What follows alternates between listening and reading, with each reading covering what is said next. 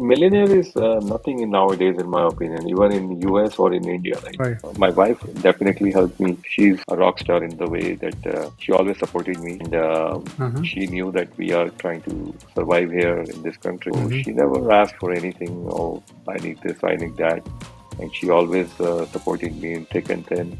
You may not be making a very good life in India, but if you come to US and invest sensibly with your stable job, you can still make yourself a millionaire. For the last 24 years, when my paycheck comes to me, I've already maxed out my 401k, whatever the company is offering. I've already maxed out my HSA. I've already maxed out my stock plan because that is one of the wealth builder, even though our company stock is not doing that great, but you get a 15% every 6 months if you sell the stock as soon as it vests. So some of these things, I think if people follow religiously, and then if you have anything money left on the table, then you start going outside of your company's investment and trying to get those things in the in your portfolio.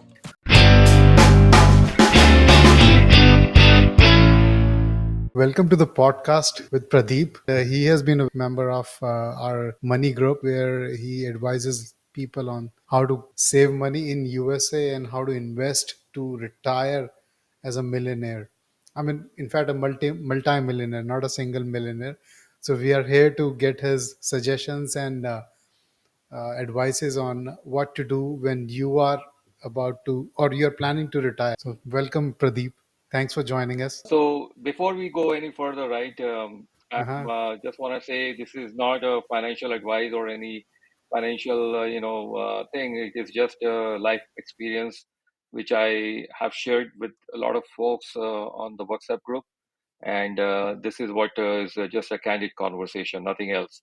But yeah, go ahead. Yeah. Just want to just put that disclaimer in there. So Pradeep is actually not a financial advisor. He works in IT industry, right? Yes, I work in IT industry. As you can see the logo here. I've been with Cisco for the last 24 years almost. Oh my God, 24 years. Yes. So I spoke to a guy, a fire guy. Have you heard about this fire concept? Financial independent, retire early. Yeah, I That's the am very concept. much aware of that concept. Absolutely. So have you thought about doing it? Well, again, see, there are ways you can do it. People do it, try to do it pretty early also in their career, meaning Mm-hmm. you have to be a little bit of minimalistic in Mm-hmm. your needs or in your want. But after a certain period of time, especially let's say somebody retired right before COVID, and then Mm-hmm. COVID hit, then obviously Mm-hmm. everything can go in a different direction, right?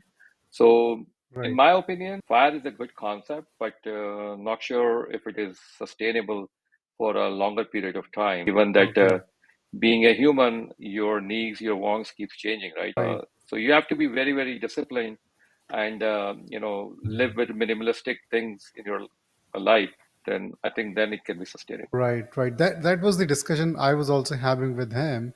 Yeah. That because the need to upgrade always happens with India, not especially Indians, but humans as Mhm. such. So how will he maintain? Because he retired at I think age 42 or Okay. maybe 40. I'm forgetting that, and he had a corpus of about 2 million in Indian rupees. I mean, $2 million you can say in Indian currency, and then he took the plunge to the retirement and.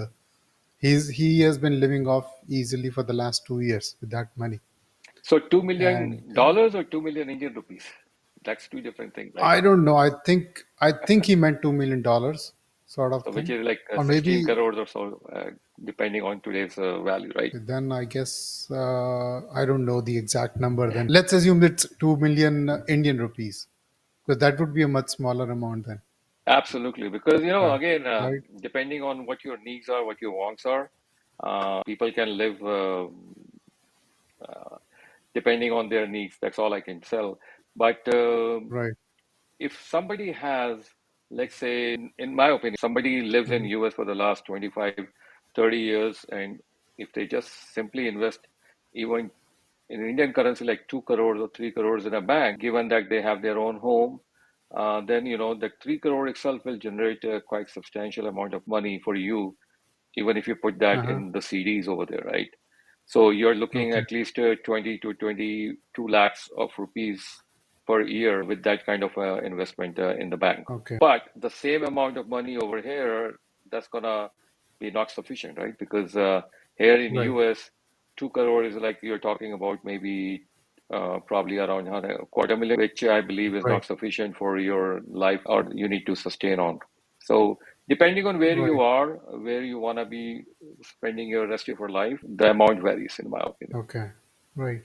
So, what is the right amount here in USA to retire? Because when you go into your Fidelity account or something, they show you some specific amount based on your portfolio and other stuff. But is that a really good number? So yeah, so Fidelity actually, it again depends, right? It's a tool. Uh-huh. Whatever you want to input in there, it will spit out an output. So Okay. depending on how conservatively you have put that input into the tool, that's how you will, get your output. Sometimes I feel like, Okay. when I just try to exaggerate, I see, oh, like I've got quite sufficient amount of money, so I don't have to Uh-huh. worry about it. But you never know what is in store for you for the next 30 years. Right.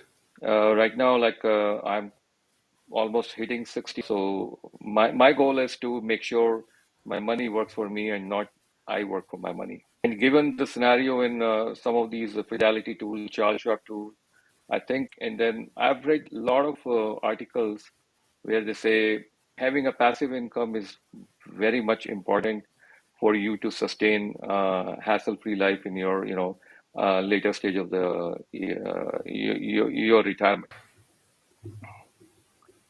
And by means of passive income, meaning something which you invest and it generates some kind of income monthly, quarterly, or yearly, where you see your money is multiplying, and then that's what gives you money to spend in your later year of the retirement. In this Right. country, earning money is one thing, but how to invest and how to make sure you are getting the right investment is very, very difficult. Nobody will teach you.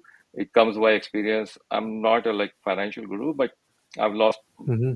quite a good amount of money also. But in the end, I've learned quite a bit by losing that money as to what Uh-huh. I did wrong, where I went wrong. So depending on your circumstance, I'm a single earner, right? My wife is a homemaker, even though she's a realtor, but Uh-huh. nowadays it's very hard to get any money out of the clients, right? Because everybody wants cash back. So we generally do our own Right. investing, real estate investing, and that helps Hmm. because being a realtor, obviously we get our 3% from Hmm. any buyer or from Hmm. any kind of builder. So that really helps. So all I'm saying is, along with your job, make sure you Hmm. have some avenue of passive income, or try to build that passive avenue, which will definitely help you in your career also, as well as in your planning for the retirement. Okay. So let's say, for example, let's take the case of someone who is in like maybe 35 years old and he's working in USA on Mhm. H1B visa.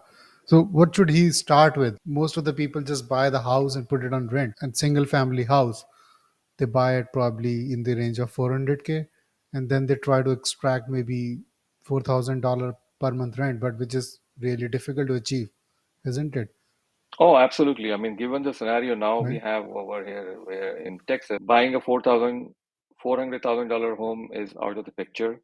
And then getting a Hmm. $4,000 rent on that 400,000 investment is definitely not a case anymore.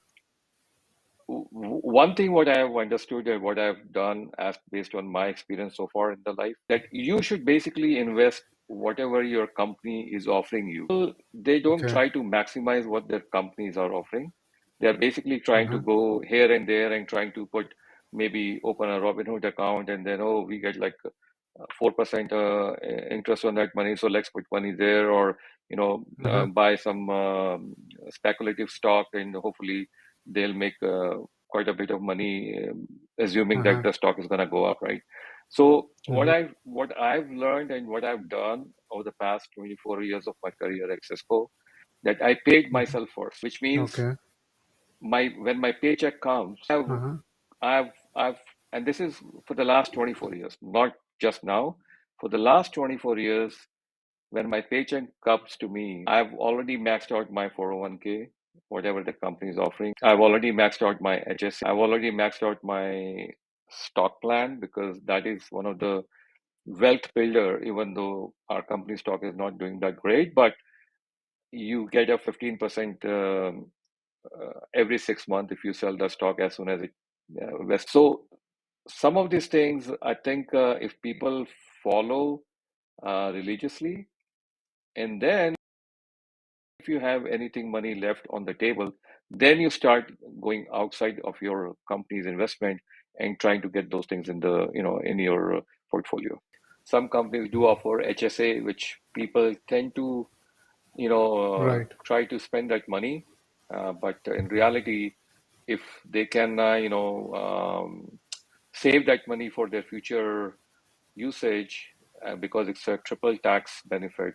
You take out from your paycheck pre-tax, it grows pre-tax, and then when you pay to your for it to use for your HSA or your medical expenses, it gets pre-tax payment also. So that is one of the Right. best vehicle US has given to folks who can manage, who can actually save to HSA program. But with HSA, you don't get many options for investment because the investments that are allowed to be made are controlled by your Yes, employer, isn't that's it? true. Employer and the That's provider. true. Most of the employer, they do give some kind of an investment, either Vanguard funds Mhm. or whosoever is the custodian of those HSA funds. They have their own Mhm. funds, money market, CD. Some options are there. And depending on if you can afford to pay for your medical expenses from your own pocket rather than using that HSA money, then that's a big, big plus because you are saving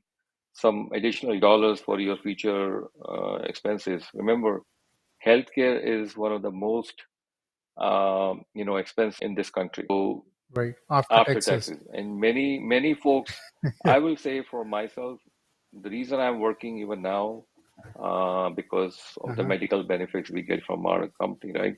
Otherwise, if I Employer. want to Okay. retire, I can do it, but that's the reason I want to keep working because one, I can work from home. There is nothing like I have to drive to the office. Secondly, it gives me quite a number of good benefits, which otherwise I will, be not having those benefits. And then thirdly, I'm building my retirement. I'm building my HSA because even though you get Medicare at age 65, but Medicare is Mhm. just one part, whereas you need long-term care. You need, like doctor care. You need prescription care. So there are a lot of stuff which you need to buy additional insurance, and that additional insurance is gonna be very expensive for you Okay. and your spouse. So technically speaking, fire is not really that feasible if you are living in USA No, it is. because of the healthcare. Yeah, it is. Again, Because yes, absolutely. if you're not working, then healthcare insurance has to be paid from your pocket, and it increases every Absolutely. year, and it's pretty It is expensive. pretty. That's a very good point. So assumption is if you retire, probably, they are healthy. That particular individual is healthy, Uh-huh. and they are basically doing a lot of other stuff to keep themselves healthy, so that they don't have to worry about insurance. Or probably they may have moved Uh-huh. out of US to some other country where the medical insurance is a little cheaper. The medical is little cheaper, so that also could be the possibility. But if you're staying in this country, for sure, the medical is one of the biggest expense you can expect to incur in your retirement. Right, right. I don't think as Indians, is it feasible to like get the medical things done in India? For example, if you need a surgery, you can go to India, get the surgery done, and still claim HSA here. So Basically, pay that money from your HSA I in think India. it can be done as long as, because here it's a coding system, right? So as long as you have all Right. the information, as long as you have the right code, probably a lot of people do that actually. They go to India because it's Hmm. much cheaper, and it's a world class healthcare system over there also.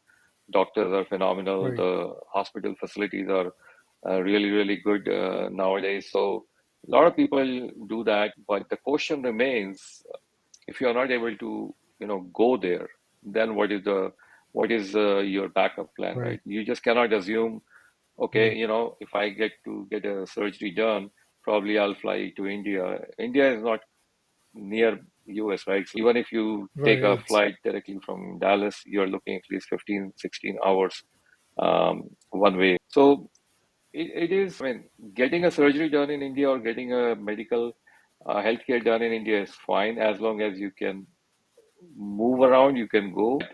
Eventually, you will stick here only because this is your home now. One of those right. things I tell people, and that's what I've made up my mind. I am at peace now. This is my home. I'm Mm-hmm. not gonna go back forever because my Okay. kids are here. Yes, I will travel. Uh-huh. I do go to India every year, and I spend time with my mom and dad, my family back there. But I have no intention of, Uh-huh. living there forever. And there are two reasons for that. If you want, I can tell you Uh-huh. why it is so important. Because Yeah. people feel like when I was your age or when I was 40, 42 years, I used to say, oh, you know what, I'm Uh-huh. gonna go back to India. Just Okay. once my kids are grown up, then I'm gonna go back to India. But Uh-huh. people don't realize that one, you are accustomed to this environment. Right. Here, you can just pick up a phone and get everything done on the phone. And also, Right. India also things are changing, but still it is far, far, process oriented as compared to US. Mm-hmm. Secondly, once you start living here, you have made up your social circle, which by the way in India is basically not there anymore, right? People have their own life, Right. they just get busy. Yeah, you may have your childhood friends who are still willing to meet you, but the kind of social circle you have over here, and that is one of the most important thing you need when you retire. You need your friends or you need your social circle to keep yourself busy, to keep yourself going. Right. Right. So many people who are planning to move back to India, it's actually not I feasible. mean, it's Right. They are feasible. probably just dreaming. Exactly. It's feasible. I mean, I'm not saying it's not feasible. I mean, there is nothing that it cannot happen. You can have your money here and you can live there. And in fact, I'm planning to live there probably maybe 2 or 3 months in a year. But that is just because Mm-hmm. I have a home. I can stay with my parents. I still have friends over there. But the kind of social circle I Uh-huh. have here, it is not there anymore. Yeah, because even if you have those childhood friends, you're not, meeting them Exactly. regularly to keep up with that Yes. social Yes. change that Yeah. happens when you grow together. So, Right. the sooner people think about it, the better it is, because then they can plan. Sometimes people don't contribute to their 401ks. Invest Uh-huh. whatever your company has to offer first, and then start looking outside. Pay yourself first. Okay. Don't let that check hit on a bi-weekly basis without paying yourself first. Because once the money comes into your account, you see, oh, I've got this money, let's buy this. Just like Costco, right? You go to Costco. I generally go to Costco for getting Right. a bottle of milk, and then I end up paying Uh-huh. always $200 bill, right? Right. Right. And that's exactly the analogy I'm using here. You pay yourself first so that the money in the bank account Okay. is something which you can spend on your needs, on your want. And if there is a surplus money, then you will start investing in real estate or any other investment you think you want to do it. In fact, I'm also guilty of this thing. When I came to America, and I did not use 401k at all for like five Yes. years because I was thinking that I can invest it better in the market, I can get better yield. And I realized it after 5 years that I was the biggest fool. I could not generate that kind of returns on that money. Because So pretty much I lost the contribution from the company. correct. So by contributing directly to through your paycheck, you are making a cumulative returns, right? So it is no matter Right. what the market is, every Friday, like I get Hmm. every other Friday, I get a paycheck. It basically goes to Hmm. Fidelity, whether the market is high or low, it doesn't matter. At the end of the day, it is Hmm. dollar cost averaging. But because the money is invested and it's a cumulative return, so that's why it grows. It's not that somebody taught me when I joined in America, but it is somehow my mindset was that if I'm getting $1,000 and if company investments are, I need to get at least $400 into those investment because that's the max I can do. I did that right from the day one. Okay. So you were aware of it before coming to America, or like you found it out? Because in India, the system is called Right. provident fund, right? So you had an idea about Yeah, I had 401k an even idea. before coming to Yeah, I the had an US. idea about 401k, but Okay. I was very confused. What is 401k? What is Roth Mhm. 401k? What is IRA? What is Yeah. Roth IRA? What is backdoor Roth IRA? So there are so many terms, and people always Yeah. tend to get confused. And that is, In fact, yeah, I'm confused even yeah, today. Even after 11 years, I don't know the difference between all of yeah. them. So that, I've only used 401k and backdoor when you told me to do yes. backdoor. Otherwise, I was I, lost. I've seen I've actually educated a lot of people to find out the difference. What is the difference between these two? For people Uh-huh. in their mind, IRA means either traditional IRA or Roth IRA. They don't know the difference. Why it needs to be one way Hmm. or the other, right? Right. So that is very important to understand. From my experience, as of Uh-huh. now, because I'm an empty nester, my kids are married, so I'm done with those responsibilities. What Hmm. I'm doing as of now with my 401k is I'm contributing after tax. I'm contributing as a Roth 401k. Yes, my take Hmm. home pay from my paycheck has reduced a little bit, but it doesn't matter because Hmm. with the reduction of $100, $200 per paycheck is not going to change my life. But the money which is Hmm. going directly into Roth, it has a Hmm. potential of growing tax free for another 20, 25 years. So, which is much better, and I don't have to pay Right. any taxes on that particular investment. So technically speaking, Roth is after tax money that you Yes, deposit, but it tax grows free. and you can withdraw tax free Correct. also. Right. And then what is the traditional So IRA? traditional IRA, so basically they see Roth is sorry, there are two different things, 401k and Hmm. IRA. 401k could be Yeah. pre-tax 401k, it could be Roth 401k, it could be after tax Hmm. 401k, depending on if your company are giving you that option. Right. Now IRA Right. is traditional IRA, traditional non-deductible IRA, Roth IRA, backdoor Roth IRA. So all these terms is basically coming out from 401k and IRA. Those are the only two terms you need to understand and how they are Hmm. characterized based on how you are investing them or how you are depositing that money. So, And I think there is one more mega yeah, backdoor mega Roth backdoor Roth IRA, IRA. exactly. Yeah, somebody Yes.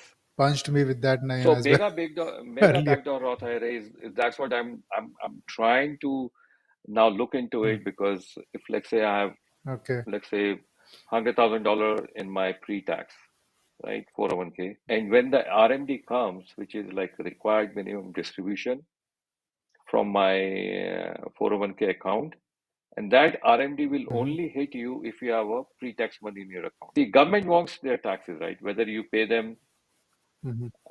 when the RMD comes, because now that Hmm. $100,000 you invested, when the time comes RMD, they have increased the RMD age to now 72 or something. I don't remember the exact. Hmm. So when I hit Hmm. 72, I have to take required minimum distribution from my 401k. Whether I want it or Okay. not doesn't matter because government, So because you have to sell your shares yes, in whatever. 401k and Yeah, withdraw because them out government wants, and then pay yeah, the exactly. taxes. Government wants their taxes.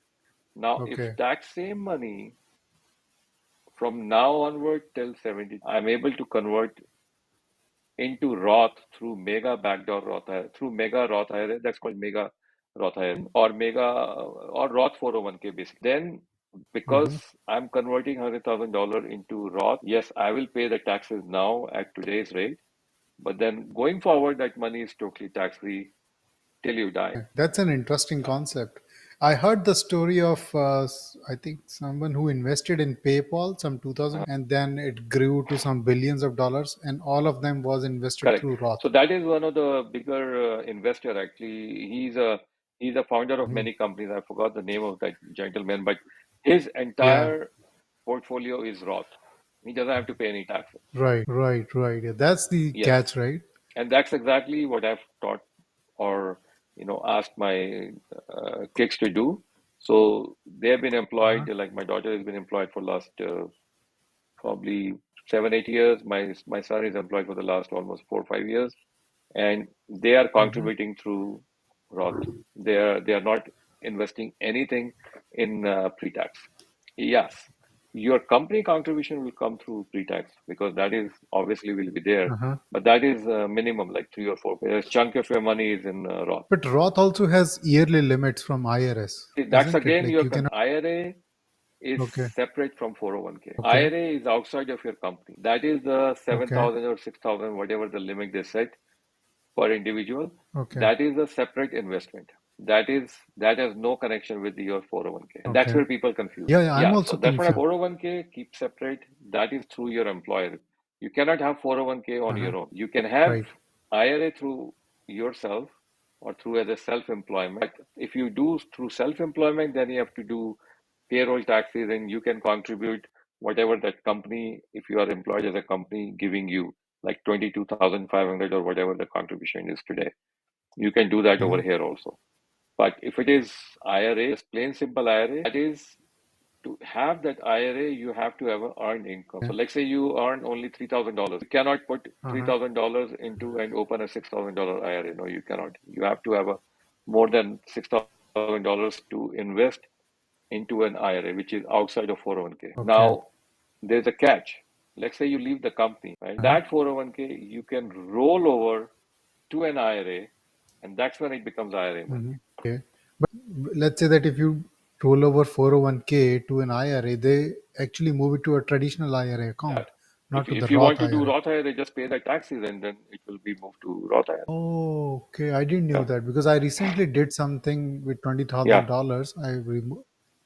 Took it from 401k, but I moved it to traditional, not to the Roth because they didn't tell me Yeah. to do I that. mean, it can you can do it, but the only thing is you have to pay taxes, right? Because that twenty And the thousand penalty dollar as will well. be considered a distribution, and in that year tax return, that $20,000 will be coming and adding into your gross income, and then you will pay taxes on it. Because I have not reached the retirement age, I will pay the 10% penalty as well because I withdrew it from No, but you 401k. are rolling over, right? You are not withdrawing it. If you Okay. withdraw, yes, then you will pay penalty as well as the taxes. But if you are saying, hey, I've left this company, I've got $20,000 a year, I want to roll over to an IRA. Okay. That money is not coming to your pocket. It is basically going from one custodian to another custodian. So let's say that if I have moved it to a traditional, now can I move it to Yeah, Roth? I mean, as long as you can pay taxes, right? You can do it anytime. It's just a character. It's called characterization of your money. IRA is after-tax Okay. money. I mean, you have already paid the money to the government, so it is just a tax-free money or Roth called Roth IRA. Okay. But that money you cannot. I'm still Yeah, very but confused. you cannot invest. So yes, it is confusing, but Right, right, it is very good to know the differences because you can plan accordingly. As I was saying earlier, right? For the last 3 years, I'm right, right. contributing towards my Roth 401k. I'm not contributing to any Mm-hmm. pre-tax, which means I'm not getting any tax benefit and I'm getting my take-home pay is less because I'm paying taxes and then I'm contributing to 401k. But I don't care because based on my situation, I'm in a situation where I can afford to get 100 $200 less pay versus seeing the benefit in the near future. So let's say that if the employer is offering both 401k and Roth Yeah. 401k option, so Roth 401k is a better option any given If day. you can afford, depending on, Like pay the taxes yeah, and then see, go to depending on 401k, right? where you are in your life, right? If you are just, I mean, starting in your life when you have kids, you have family to support, you have to buy a home. So getting that tax deduction is more important than putting that money directly into Roth. Okay. Now, let's say my second generation, like my son and my daughter, right? They came with me when I came to this country, and I'm sure Mhm. people, similar people like me, there are a lot of people who came here with nothing, right? It's not that we are poor back in India, Mhm. but it's just that no Yeah. matter how much you bring in, convert Indian rupees Uh-huh. into dollars, it's always less. So I came with a minimal Okay. dollars in my hand with my family, with my both kids Uh-huh. born in India only. So the education we have given to them without any loan on their head, without any loan on my head, put me in a position where I can contribute max to everything. They were Mm-hmm. both scholarship students, so that was definitely a big help, and Mm-hmm. that have Mm-hmm. obviously helped. So at this point of time, my kids, they're able to.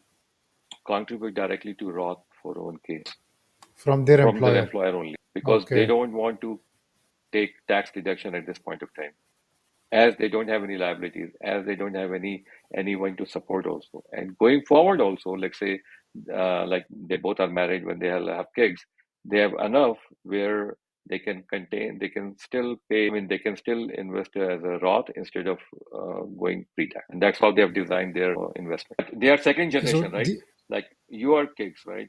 Hopefully, if they go into good colleges, get good education, and start working, they may do the same thing. But you may not be able to do it because you are here to support them, to provide them bread and butter and their living.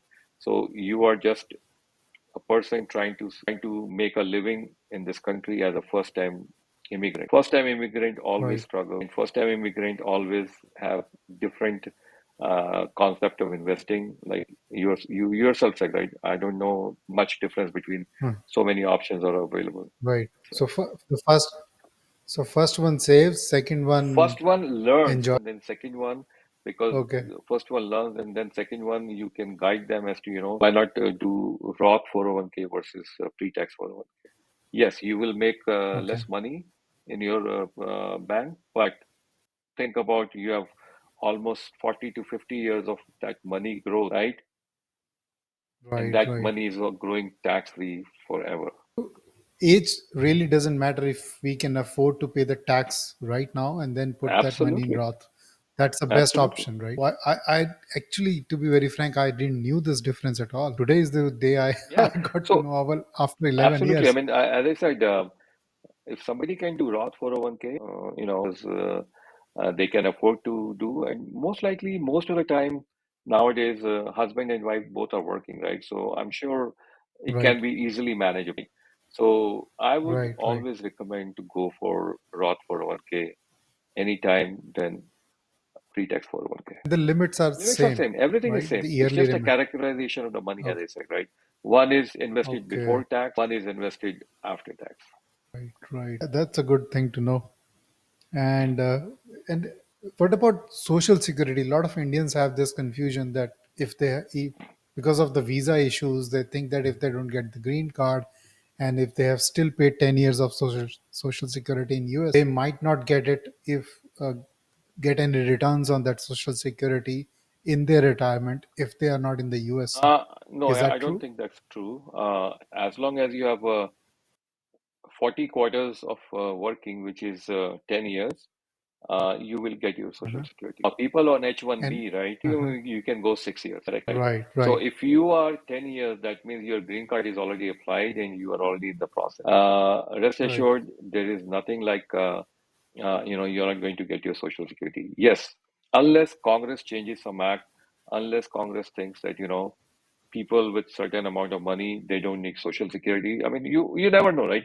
They can change those laws, right. which Laws is can change. most Right, likely 99.99% is not going to happen, because they took that money from our paycheck, right? Which is FICA, right? right, FICA taxes. So right, I don't think that will right. happen. Be ready for that.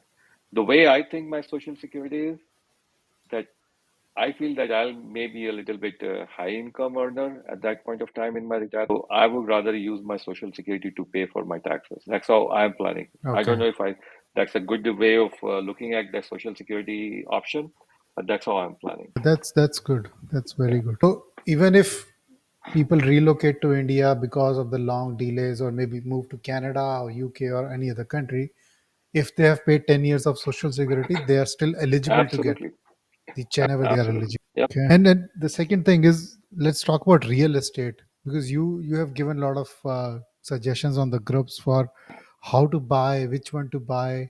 Like for example, I'm also confused as to buying a real estate property, but I don't want to maintain it. I don't want to be involved with finding a tenant, doing a lot of maintenance, like something broke and then doing something over it. So if I buy a single family home, for example, and then I give it to a maintenance company, they will take away like 10% of my hmm monthly rent, and with like maybe 7% of I probably would not have anything left in my pocket at the end of the day. So is that a good investment? So again, Anil, Or it all depends. if that money comes to zero, if that money goes to zero, Okay. are your life is going to be affected? Think about that way. So the Okay. reason I'm So the worst case yeah, so the scenario. reason I'm saying that one is Okay. that money is a surplus money. I'm assuming that money is surplus money.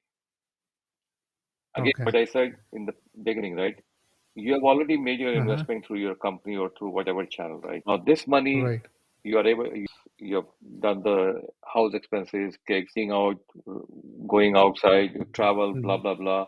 And now you still have, let's say, $50,000 in your bank, which you think, you know what, even right now, it is still giving a good return because of some interest rate high. But earlier, there was no interest rate high, right? So people were thinking Right. Right. that money is like growing nothing. It's basically going down because of the inflation. So if that Mm-hmm. $50,000 gets you a home because you're putting maybe 20-25% down, right? So that $50,000 money you're putting in, and let's say you're buying a home worth of 350 or $400,000 just for the round. Mm-hmm.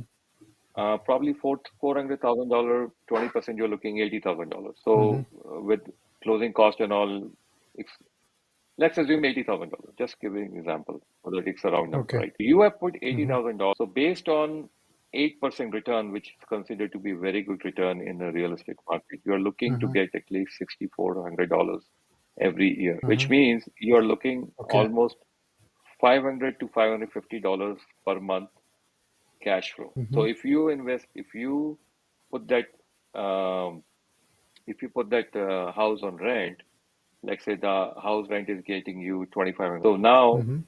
$2,500 you have to pay around 200. Let's say I don't know how much will be the principal and interest rate. Let's say maybe probably let's say $1,400 is your principal and mortgage. Mm-hmm. Rest you are left with Mm-hmm. 1,100. $500 you are putting into taxes. Seven Mm-hmm. five is $1,600. Or did we say $1,400, right? Sorry, 14 and 500 is 14. $1,900.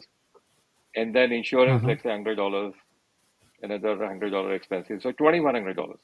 You are left with 400 Uh-huh. because the interest rate is high. That's why your mortgage will be high. Now, if you are Mm-hmm. young, and I don't subscribe to, giving it to a property management as long as the property is within your reach. Now, if you buy property Mm-hmm. outside of your area, let's say you are in Texas and you're buying in Florida or California or wherever, yes, you definitely need to engage a property management. All property Mm-hmm. management does is that instead of tenant calling you, they will call them, and then Mm-hmm. property management will call you, say, "Hey, this thing is broken. I've already get it fixed, and here is a $200 bill for it. Pay for it." So Mm-hmm. that's all they're doing to take care that 5% or 6% or 10% out of your rent, which you can save, in my opinion, Mm-hmm. as long as the property is local to you or within 30-40 miles. Right. I've got property which are like 30-40 miles around area, and I go and take care of it. Secondly, because you have that property, you can take tax deduction because of depreciation, because anything you buy, it flows to your 1040, and there you get the tax deduction also. Depreciation. So, But the mhm. the the other thought, the is that whatever depreciation you claim will be added back to your taxes when you sell the property, Yeah, that's right. So that, right? yeah, that's right. But then you have so many other expenses. The property is already depreciated, and now you have selling expenses. You have a bought buy expenses also when you bought the property.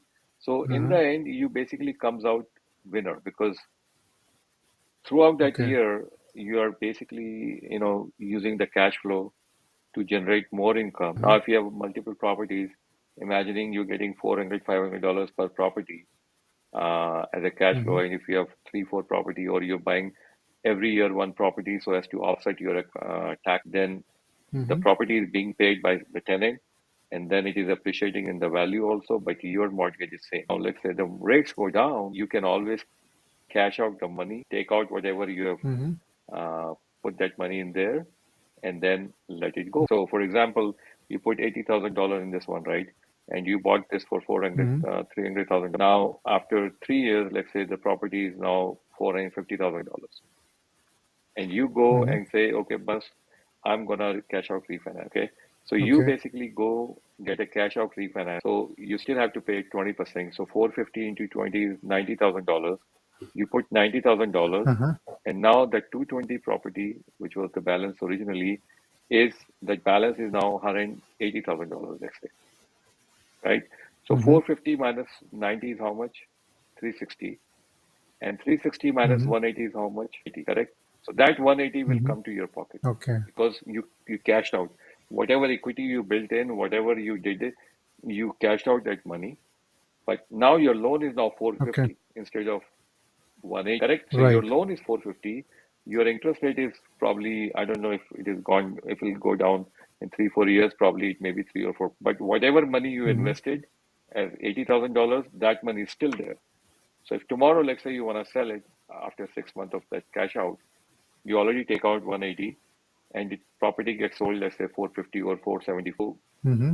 and the balance is 450, you will still get $25,000 in your pocket and you're done. So you invested $80,000 Okay. and you got almost $210 in your pocket. Oh, that's good Yeah. calculation. So that's All right. exactly how it works. So would you? Again, the only gotcha is that money needs to be surplus. It should not that you are basically depending on that money. If your living is Okay. depending on that money, either in the bank or it is invested in the property, and you are basically looking for that $400 to be coming to your bank so that you can pay for your living expenses, then that's not the right way to look at it. Don't do that. Okay. Okay. Because if something goes wrong, then you will Yes, be in trouble. because that $400 is not going to change your life. But if that $400 coming every month and you are not even touching it, you have $5,000 at the end of the year. And now let's say you Mm-hmm. have another Okay. $40,000 somewhere lying, you can add that 40 to $45,000 and buy another property. That's how you multiply. Okay. And what is your experience? Like single family homes or multi family homes are better from the investment point of view, not from the Both there living you point of cannot view. compare both of them, right? See, single family you can still Okay. afford to buy, right? Multifamily is basically you Okay. need a group of people, like-minded people with a little bit Uh-huh. deep pockets because you need to have you're Mm-hmm. not talking about like a $1 or $2 million, you're talking about multi-million dollars property, right? So you have to build a Mm-hmm. syndicate and then get the investors in your group and then you buy those properties. Mm-hmm. So it's a lot of hassle, a lot of big things. A lot of people do it, but I have not done it. I've Uh-huh. invested in multiple multi-family properties through syndicate, but I've not bought it myself because I don't have that capacity. I'm happy with the way I have invested in my single family homes, and I'm getting pretty good. In Okay. fact, just to give you an example, I don't know if I should say or not, my money, my job is paying for my investment in 401k, Mm-hmm. whatever, and my living expenses as of today is coming through my rental Oh, properties. that's good. So how many years it has taken for you So to reach so this we level? started this probably you can say we were lucky a little bit, but I started back in 2015 when my kids were graduated. My daughter was Mm-hmm. already working and my son went to the college. So now you Okay. see here, being a single earner, my major Mm-hmm. responsibilities were over, right? My daughter graduated Mm-hmm. from college without any loan on her head or on my head, and she started earning the money. And then my Mm-hmm. son went to the college with full scholarship so that he doesn't have to pay or worry about any loan or I don't have to worry any loan. Now my Mm-hmm. money sitting on the side is surplus money, right? Right. And that's how we started investing at that point of time. So you can say Okay. And the market was also market good. was also okay, and then the interest rate went down obviously during COVID time, so that really helped. So Uh-huh. basically, Okay. in 2015, I started doing all these things, and whatever I Okay. invested in the first 2, 3 years, I've already taken out my Okay. money from my real estate investment and probably more than what I invested initially as a seed money. So Uh-huh. right now, touch wood, my homes are like on the house, meaning there is no my money involved in there. My Okay. seed money is already out. Okay. I usually get a lot of calls and webinar invites for those kind of schemes where they are buying a huge apartment complex and they are taking like maybe 50% bank loan, then 20% investor promoter money, and then they are opening 30% for the general public, where like $50,000 will get you one share of that pie. I mean, it And there are a lot of desis involved in the promotion, and I don't know. It sounds too good to be true because they offer like 20%, 30% returns within 2 years. Is that I mean, really So investable scheme, yeah, it is. or It high is risk? high risk also, right? As I said, I will Oh, repeat again, and you, I think I that okay, that's that's the the key. key. You are not Okay, dependent on that money. Your living is not dependent on that money. right. If that money goes to zero tomorrow, then you are not on Mhm. the road.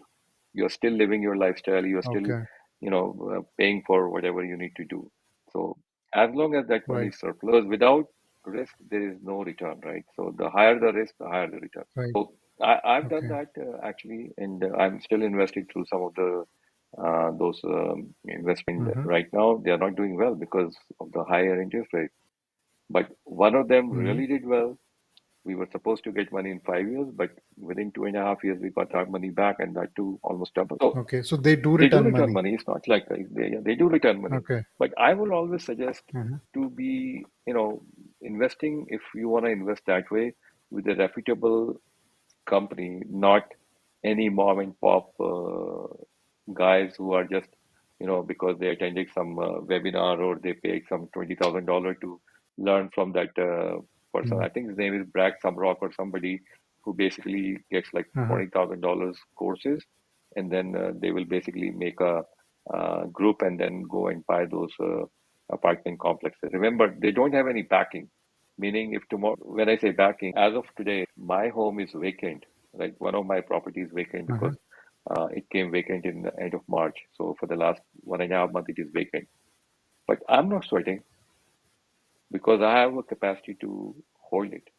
I have a capacity that I can keep it going for whatever time frame I need to. But those mom and pop shops who does all this syndicate, they don't have any capacity, right? They are Right. taking money from you and me, and they're basically managing that fund, and they're taking management fee. But if something were to happen, if they need to do a bridge loan or something, they don't have any capacity to do that. Uh-huh. And basically, they'll have to foreclose. So be very careful as to whom you are investing with, what are their standing in the market, how reputable they are, instead of just going and blindly investing with anyone. Right. That's the important point. So, how have you stayed for 24 years in a single company? So, pretty much you have not changed it, and you never thought about Yes. changing it. So I'm a Taurian, right? So I like stability. And Oh, so I started working back in India probably around 1988 onwards, right? And I went through a lot okay. of struggle in the sense I was never I was doing well. Not that I was struggling, but what happened is in 97, I came to Canada on PR, like the green card, right? And Okay. thinking that I'll be able to get a job. But at that time, I was in telecom. I had no idea about the computer. I had no idea about Okay. what is the difference between Microsoft Office and Microsoft operating Uh-huh. system. I had freaking no idea. So when I came to Canada, I just got one interview from Nortel, which is also gone with Mm-hmm. the wind. It's gone, right? Nortel is gone. And they asked me same question about the computer, and I couldn't answer them. What is the difference between the two things? So Mm-hmm. that's how illiterate I was in computer industry at that time. But I was getting a lot Uh-huh. of calls from US, and it's just that the visa were not there at that time because I think I came at the wrong time because generally visa used to open in October and I came in July. So July, Uh-huh. August, September, I was Uh-huh. there in Canada without doing any job. Came to my Mm-hmm. sister-in-law. She was recently married at that time. So Mm-hmm. she didn't allow me to do any job. She said, "No, Gigi, you cannot go to petrol pump or do any of these menial jobs. You'll get a Uh-huh. job. You'll get a job." But after 3 months, I was devastated. I said, "I'm gonna go back." So whatever money I Uh-huh. had in my pocket, which I basically got Uh-huh. after selling my Maruti van at that time, I basically Uh-huh. blew it off. I booked one-way ticket Air India. No, I think yeah, it was Air India for $1,100 at that time, and I totally had So maybe $1,800 in my pocket. So I blew $800 and then $1,100 tickets back to India and came empty-handed uh-huh. in '97. So, so you came alone to Yes, Canada, searched for job for 3 months, but then went back to India. Okay. after blowing off those $1,800 in my pocket. All the Okay. savings. So when I went back, I thought, dude, this is something computer I need to learn. So that's when I started learning about networking, how the networking works, what are the routers and switches and all that, good stuff. And then somehow I landed up, and that's a long story again. Those 3 years, I mean, struggle was before that also I had struggle, but those 3 years was so much struggle I've seen. Just can't tell you, like, I couldn't get my daughter a new dress because I didn't have money. I have a Oh. big home in India. It so happened that Uh-huh. my dad got retired in 97. My brother, who is younger to me, he had a shop because he didn't want to study. So we had he had a shop which we opened for him. He basically closed out. So we all three were sitting at Hmm. home without any income. The blessing was that we didn't have to pay any rent because it was our own home. So we were still able to survive. Just for Hmm. the sake of it, I'm telling you, I'm just remembering those days that Hmm. my there was some party in our home, and I wanted to get a my daughter said I need a new dress or something, and I couldn't afford it. Wow. So that was a lot of struggle. So that's when I came to this country, obviously through a body shopper, right? So my main aim was to get a Uh-huh. good stable job. I didn't want to do consulting because with consulting you are not stable, right? You can move anywhere. When the project is over, Right, you're right. done. You're on the bank bench. So within 6 months of landing in US, I got this Cisco job offer. I took it. Okay. And Cisco has made me what I am today. Financially savvy, stability in my life, all other blessings in my life. It is because of Cisco. Has the financial growth been stable in Yeah. Cisco? Because usually in US you just get like 2-3% raise every year. It's not like India where they give you 20 Oh, thirty I percent don't even talk about raises. I mean, I didn't get much raises because remember when they hired in Okay. Cisco was at the Uh-huh. peak. That was the Google or Facebook of that time. Right? So they Okay. gave me a lot of stock options. And because they were giving stock Oh. options, they did not give a great salary at that time because they said, salary, this is a chump change. Don't even worry about salary. Look at the options we are Uh-huh. giving you. You will be a millionaire within 3, 4 years. Because Cisco was, Okay. splitting every 6 months or 7 months or whatever. Okay. Stock Yes. split. So Okay. it was like a Google of that time when I joined. Wow. But unfortunately, when we joined, dot-com bust happened in 2001. And then Uh-huh. September 11 happened. Economy went to the doomsday, and then Cisco laid off a lot of people also. So the options what I got when they were offering me, they were like $90 a piece. When I finally got my assignment of the stock options, their strike price Uh-huh. was $13, 1 3. So from $90 it was reduced to $13. And that $13 Okay. also never came up, meaning all my options were underwater. I did not get any Okay. benefit out of my options, basically. Then, as I said, my wife definitely helped me. I mean, she's a rock star in the way that she always supported me, and Uh-huh. she knew that we are trying to survive here in this country. So Mm-hmm. she never asked for anything. Oh, I need this, I need that, and she always supported me in thick and thin. So so that's why I was trying to put whatever money I have first pay myself and then bring whatever is left to the table so that we can use that money to survive and and grow the kids. Right. And how much time did it take you to get the green card from landing in 19, I think I 2015? got my green card in 2013. Okay. So almost Yes. 16 years. And then, no, I came in this country 2000 actually. 97 I went to Okay, Canada, right? 2000. Then I went back to India. Yeah. Okay. So Okay. 2013, and the reason it took that long because Cisco stopped doing the green card because they started laying off people, right? So that's why they did not Uh-huh. start. The government did not let them file the green card. So I'm lucky that my 6 year was coming to end on 2006, and I was their first batch after they started the green card again in 2005, and that's when they filed for my green card, and I got it in 2013.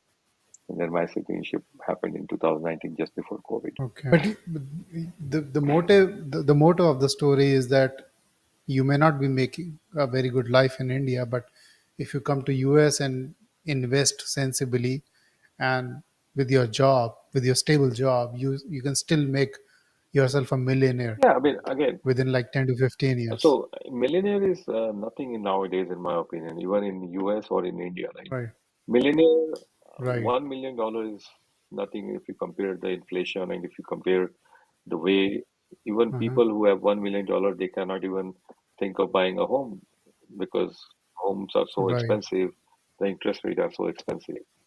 Uh-huh. So depending on Okay. at what stage of life you have $1 million to work on, that is more important. If you have $1 million today at your age, you are doing wonderful. If I have a million Okay. dollar at my age, I did not do well because I'm already 59, 60, right? So my retirement is Right. approaching. I don't know when they will lay me off. In case they lay me off, I don't think so that'll happen, but you never know. So having a $1 million at this Right. age is nothing in the sense, but if you look at the overall average US population, 90% of people don't have that much money also in their account. It is just 10% to Right. 20% who have a million or million plus in their account. Right. But back in India, everyone thinks that USA, everyone is a millionaire because everyone drives a BMW or a Mercedes and everything. But Well, is that true? uh, so perception is there, right? Because if Right. you wanna drive a BMW in India, you have to have a super Uh-huh. rich category, right? Because in India, Right. that BMW is coming after duty and all. It basically doubles what you can get over here. So that is the reason. If Right. you can, let's say, I drive a pretty good car, and that car, if I Mhm. look at it over here, if it is $90,000 car, in India, that same Mhm. car, you're talking about probably 1.5 crores, which is almost double, right? So 90,000 is like about 60 Oh, K, 60 lakhs in 72, India. 72 lakhs again. Oh, sorry. Yeah. 70 to 72. 75 Yeah. lakhs. 72 But lakhs. that 75 lakh, you will not get that same car for 75 lakh in India. That'll be around 125 Right. or 130, 1.3 crores or something like that. So that is the Right. difference Right. here versus there, Right. correct? And then Right. driving a Right. 1.25 crore car, you have to have an income. Whereas here, Right. if you are making good money, that $80,000 car you can drive, but as long as you can pay the payments, right? Like I pay almost $1,400 for towards monthly payment. Right, right. Because I've seen people working in McDonald's and they are still driving Mercedes. So, but so the banks do not really care about how much you make. They only care about how much monthly you can pay them. So if you're making $2,000 a But month in that's McDonald's, probably, I don't know what age of those people are. Probably they are just working a uh-huh, part-time job or they were gonna do some summer jobs and they are back home, they are uh-huh, pretty well off, right? So who knows? Because in this right, country, after 10th grade, I think kids try to go and work out of, like my kids, they worked at Subway. It's not that they wanted mhm, to get money, it's just wanted to keep themselves busy and then right, learn an learn experience, customer service, how to serve the customer, how right, you talk to them. So those are the skills, like a soft skills, right? Those soft skills you cannot right, read or you cannot get by reading the books. Unless you interact with people, right, you will not get those kind of skills. So those skills are very important right, in US also. right, right. So I think you made your millions, or I would say the retirement, or maybe the stable cushion for yourself after your 40s. Am I right? So you can say that I never looked into it, Anil, that way. That oh Hmm. how much I have, because at that time I was just working, right? My main aim was to Hmm. make sure my kids goes to college without any loan on my head or without or on their. That was my focus at Hmm. that time, and I never looked into how my investments are doing. I mean, I could have made much better investment wise in my opinion, but I was naive. I'm still naive. I've lost some pretty substantial money. I'm not going to say I did not. I did lose, and the case is still going on in the court. I mean, I'm one of the victims over there. Hmm. It's a $44 million Ponzi scheme which the SEC declared. So right now the case is Hmm. in the court, and I contributed money into that, and I'm like lost pretty substantial money. But again, because it was surplus money, because Hmm. my life is not dependent on that money, even though it's a substantial money. So I'm able to digest it. I'm able to live my life. I'm able to enjoy.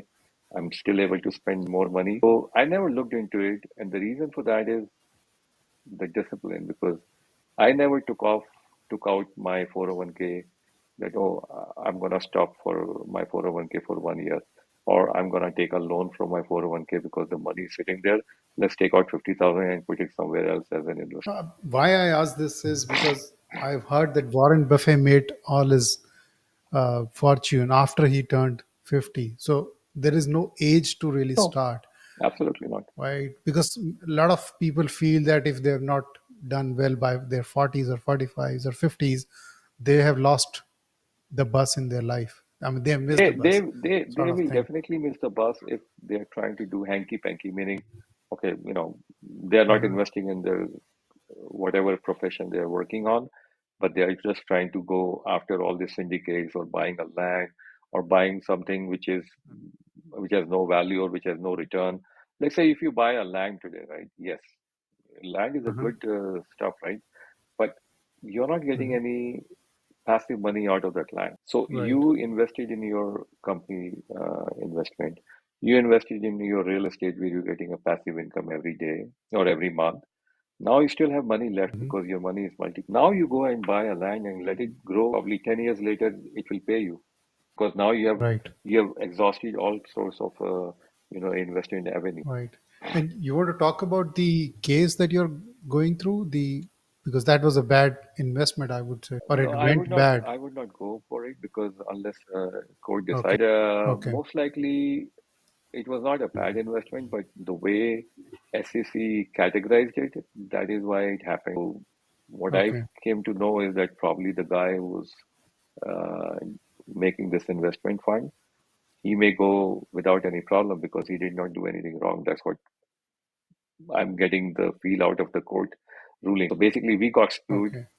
because that guy got screwed, and just because SEC thought this is the Ponzi. So the court is still ruling Okay. on it. We don't have the full ruling. But, let's see what Okay. happens. But I'll tell you.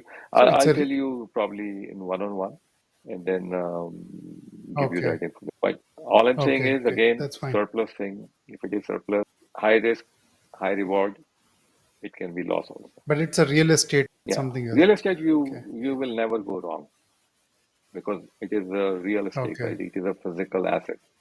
Oh, it's something Something real. Okay. you will never go wrong. Yeah, it may go down, but it will never become zero. So talking about real investments, have you invested in cryptocurrency or Bitcoin, something like that? No, I'm Never. not.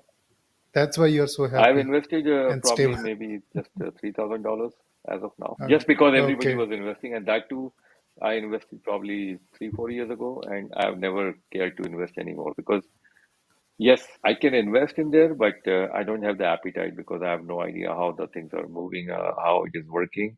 So I would rather put in, money somewhere else where at least I can get 6, 7%. I'm happy with that. Right, right, right. I know a lot of my friends who invested in cryptocurrency in about I think 2016 or 17 Mm. timeframe, and they were pushing me to invest as well. At that time, my manager used to buy pizza through the Wow. bitcoins he was having.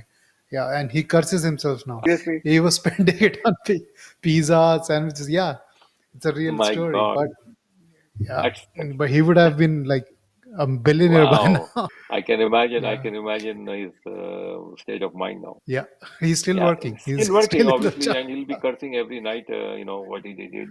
So, but Yeah, again, in our culture, right, we say we cannot get what is destined for us. We cannot get more than what is destined for us, right? So that's how we take right, it. right. And I think that's it from the financial part. We can discuss more things later because it's already more than 1 hour. And usually we lose interest within Sure, one sure. hour if we keep talking like that. But on the other hand, do you want to talk about the community, social things that you do with to preserve your Indian culture and other stuff like that? A lot of people are interested in knowing those aspects of your Yeah, personality as yeah, well. absolutely. I mean,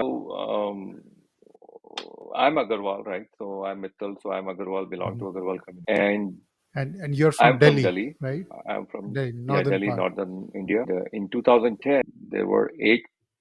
like-minded people. We got together and thought of, starting Mhm. something to preserve, to inculcate Agarwal cultural heritage into our kids. Because yes, they're growing up here, but nowadays there are a lot of other avenues also to go and learn those Hindi things, or learn some of those um, Ramayana, Vedas. A lot of classes are going on, and we Mhm. wanted to do the same thing for our kids to understand where we are coming from, what a cultural heritage we have. It's a rich cultural Mhm. heritage, and that's what we wanted to showcase. So we started an Agarwal Samaj. It's called ASDFW, Agarwal Samaj, DallasFortWorth.org, and it's now probably last. It's been going on since 2010. Started with 8 families, and now we are like around 600 plus families within the Dallas community area. It's not like we are talking about Okay. Houston or we are talking about Oklahoma. It is within the Dallas area only. So anybody from, so you don't allow anybody from Austin or some other area No, to we join can this, or they they're can allowed? join, but what is the point if they are not able to come and join in our Okay, meet events, people. or we do have a lot of activities going on. We have professional networking. We do two major events. One is in Maharaja Agrasen Jayanti, which is around Diwali time frame, and then we do Mhm. used to do Holi, but the Dallas weather is so unpredictable that whether you are Mhm. doing a holy celebration at the end of April or May. One time we did this, I think, in April last, and still we were wearing like full jackets and all, and it was like freezing temperature. So we don't do Mhm. any more Holi, but we do like spring picnic kind of a event. So those are the two major events, and then there are youth clubs. That social engagement is a very heavy engagement because we want to make sure the kick sees the value. The people who are joining that social club, they see the value, they see the growth as to why we are doing it. We do a lot of charity work also through that organization. That is one. Okay. Secondly, I'm involved with the INT also, Indian Association North Texas. Then, like Diwali Mela happens in Dallas, right? It's a pretty big Diwali Mela.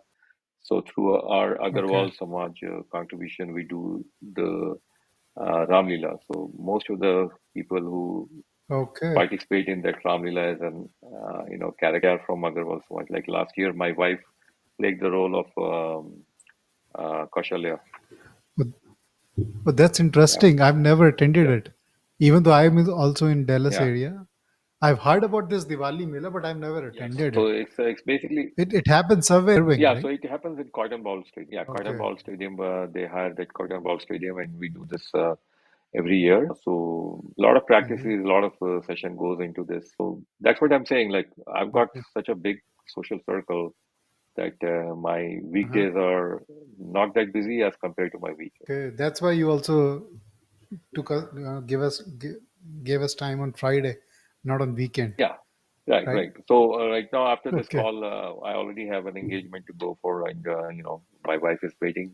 Okay. Probably another 15-20 minutes will be Okay. going. But again, as I said, the social engagement is here, so it doesn't make any sense for Uh-huh. me to go back because when you Right. retire, that's when you need all these people to work with, to enjoy with, and to exchange ideas, do something for community. Over there, we are just like visitor, in my opinion, as of now. So most of your weekends are busy with social Yes, activities. Do you play any sport at this I age? used to play. In fact, I'm a very good badminton player. I used to play Uh-huh. badminton till 2 years ago. Frisco badminton. I Uh-huh. don't know if you know that Frisco badminton. So this was started when we used to go there. So for the last 2 years, I'm not playing because I was busy with my kids' marriages and all. But I think I'm gonna Hmm. start again. I still have a group, and we played really, really professionally. I've got Chinese people in my group, and we don't let Uh-huh. anybody come and join our group unless that person is good. If they are not good enough, we Okay. don't even play with them. Yeah, my wife is a very good badminton player, so to Uh, say. She was a gully oh, champion nice. back in it, but she's not able to beat me. Okay. So that means you are good And I too. don't know. I'm very No, basic I, I, badminton I have player. a full kit with Yeah. me with the shoes and Uh-huh. rackets and everything. And the Uh-huh. birdies are like $30 a box, right? 12 birdies, $30. Mm-hmm. So those kind of Uh-huh. spending we used to do. Now I'm gonna start again, most likely. Actually, I actually visited the facility again 2 weeks back. I think Okay. I'm going to go to India again in July, so that's why I'm not joining. Okay. Great. Great. And thanks a lot for your time today. And then we might set up some other time to understand more details about Yeah, specific sure, things. Anil. It was good to Mm. talk to you, and thank you for setting this up. Hope people get Okay. some idea, and happy to answer any question if they have on the WhatsApp group or whatever. Sure. Sure. Thanks. Thank you, Thanks a sir. lot. Take care. Bye. Bye. Have Bye. a great weekend. Bye.